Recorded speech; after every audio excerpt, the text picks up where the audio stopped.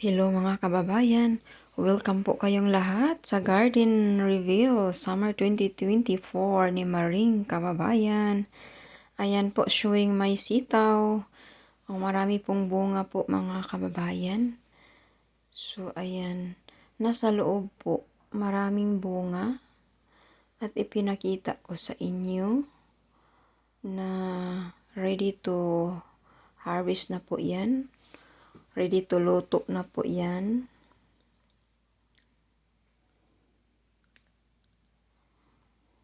Di ba marami?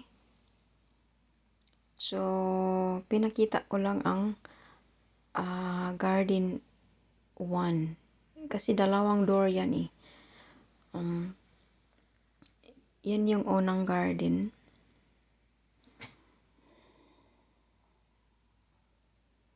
Meron pa tayong mga sili. Different kinds of bell peppers. Hindi ko po maano kasi natanggal po yung tag niyan. At saka, pag magsimula na po sila, doon ko po malalaman. Yung bell peppers po natin, ano po siya, may yellow, may green, at may red. So, medyo marami-rami po. Yung pangkusina talaga na mga ricados ang tinatanim ko. At meron din tayong mga banana peppers po. Yan po ay bell peppers. Hindi ko maano kung green, yellow, or red. So, doon tayo na naman mapunta sa yan. Yan, meron din pong ano siya, para siyang banana peppers pero green siya. Yung isa namang parang yellow, yun pong sweet banana peppers. Yung may banana peppers na green, ito po, yan na po, yan. Yan po ang banana peppers, sweet banana peppers po siya. Yan. Pag nahinog po siya, yan, ayan. Sweet po yan. Yan ang banana peppers ko. Yan yung matamis siya na, banana peppers. Ayan, marami pong dyan. Mga garlic. Na-harvest ko na po ang iba. Ayan, banana peppers, sweet banana peppers po yan.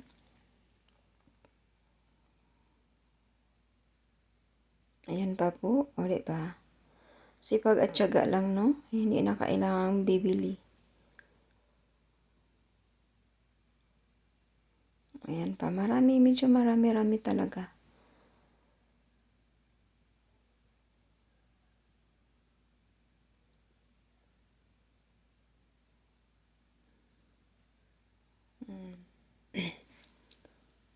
Diba? Ang dami kong sili.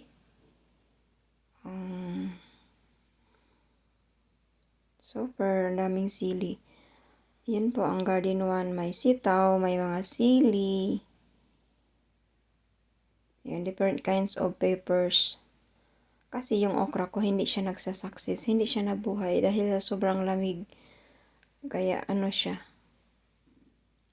Hindi ako naswerte sa okra. Favorite ko pa naman ang okra.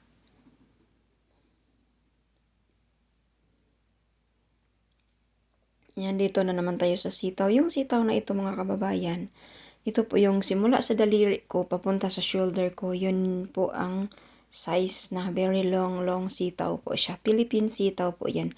Two kinds of sitaw po yan. Yung parang black na sitaw at saka green ang kulay niya. Yan po yan. So,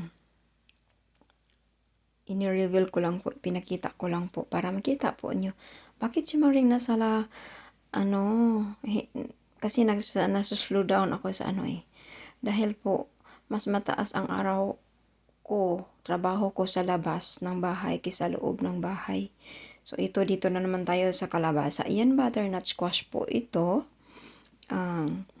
Dalawang puno ng butternut squash. Nagsimula pa lang po sila mag-climbing. Meron tayong 4 kinds of Filipino squash din po. So, nagsisimula lang po. Ito po yung tips pag nagpa-planting tayo ng squash. Tapos, ayan, nagsimula na. May bunga na po sila, no?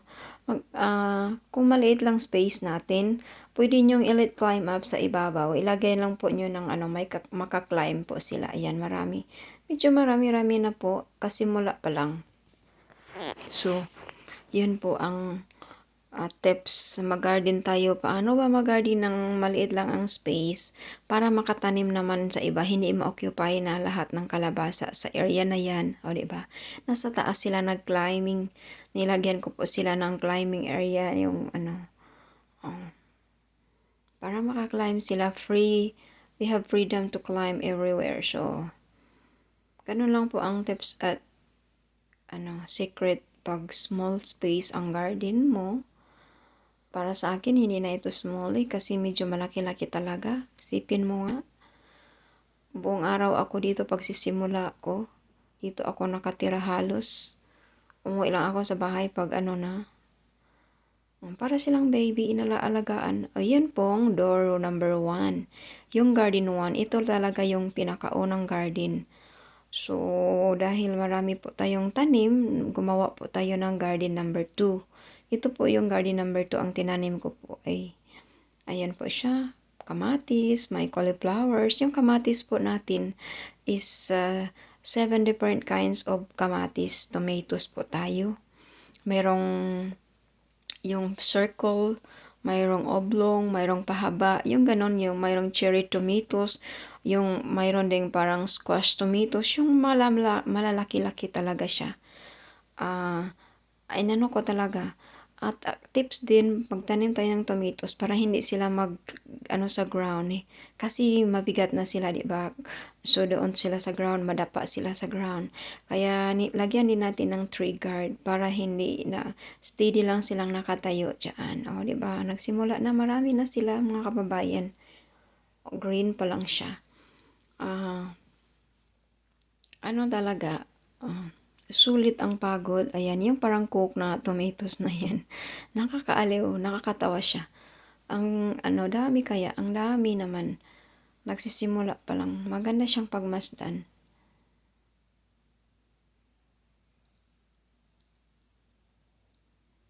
So, yun, makita nyo. Ayan, ang mga kamatis ko dyan.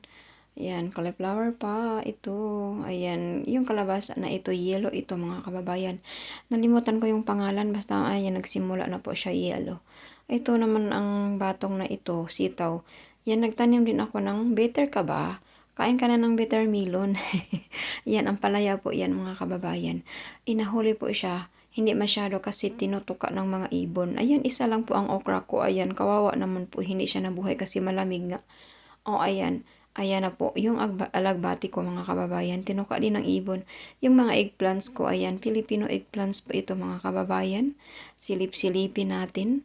Tingnan nyo po. Ayan, nagsimula na po. So, dalawang klaseng eggplant po tayo. Yung eggplants nila dito, yung matataba na eggplants. Yan, Pinoy eggplants yan So, yung naman, yung matataba na eggplants na hindi masyadong lang siya. Yung parang, sakto lang yung size niya. Ayan, tingnan nyo po. Ito na nagsimula na isa, ba diba? So, maliit lang po siya. Para siyang dwarf. Iwan ko, dwarf eggplants yata. Yan ayan, ba diba? Dwarf siya. Tapos meron din naman tayong zucchini. Ayan, naka-harvest na po tayo ng zucchini nung nakaraang week. So, ayan po, makita nyo po. So, lang talaga.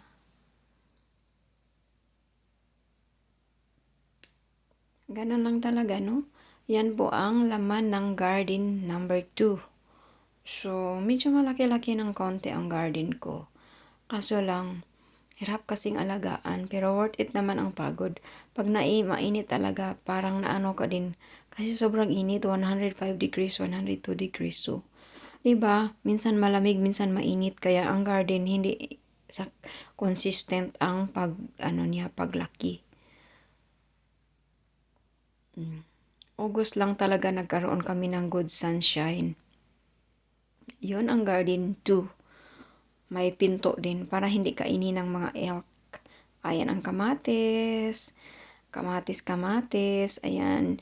Iba yung garlic ko. Ayan, marami pa yan. At saka naka-harvest na po ako ng garlic ko. Ang dami mga kababayan. Kung sipag at tiyaga lang talaga ang pag-usapan. Kaya Sa mga ano dyan, huwag po kayong mawalan ng pag-asa kasi mahal ang bilihin ngayon. Magtanim na po kayo, 'di ba? Ay, nag-harvest na ako. O, sulit, worth it ang pagod. Sa lahat naman po ng mga kababayan natin, no, na gustong magtanim, yun po ang tips. At paalala ko lang po, huwag kalimutang mag-like and subscribe po sa channel natin para sa susunod na video, updated po kayo sa mga saan man. Si Maring kasi summer, kaya kailangan niyang mag-garden. O, diba? So, ganun lang po ang buhay. Hindi saludo ako sa mga farmers kasi hindi madali ang maggagawa at mag-alaga ng mga ganitong pananim. Nakakapagod, para siyang bata simula pagka baby pa hanggang lumaki, hanggang mag-harvest. Lagi mo silang inaalagaan. Ganun po ang mag-garden. So mga kababayan, maraming salamat po. Update ko yan. So susunod, harvest